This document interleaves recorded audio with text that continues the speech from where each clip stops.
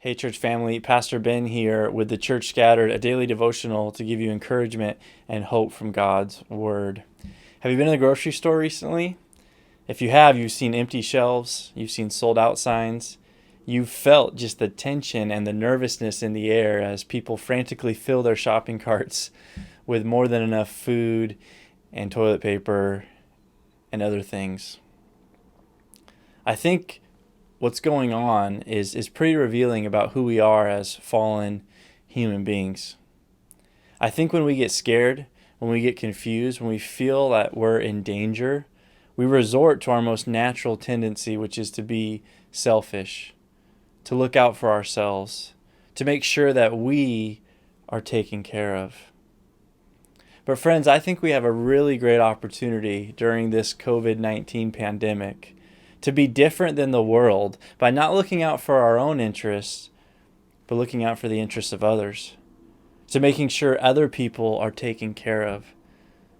To be intentionally seeking to meet the needs of those around us.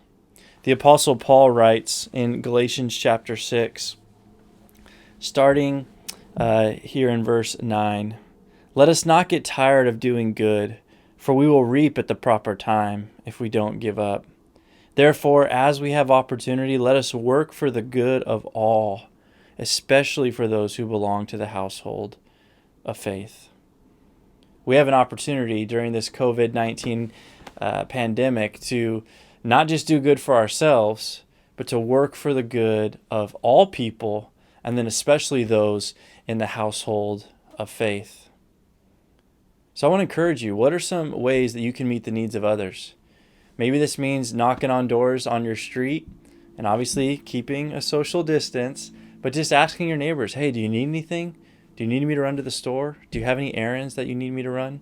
I'd encourage you to do this, especially with elderly people or people who have medical conditions that are putting them on a strict quarantine at this time.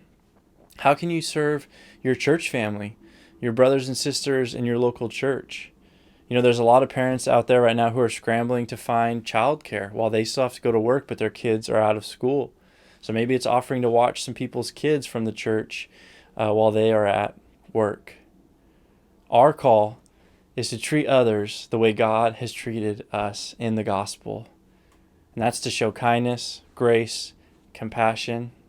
And remember, God did this to us while we were dead in our sin, while we were his enemies, while we were still sinners, rebels against him.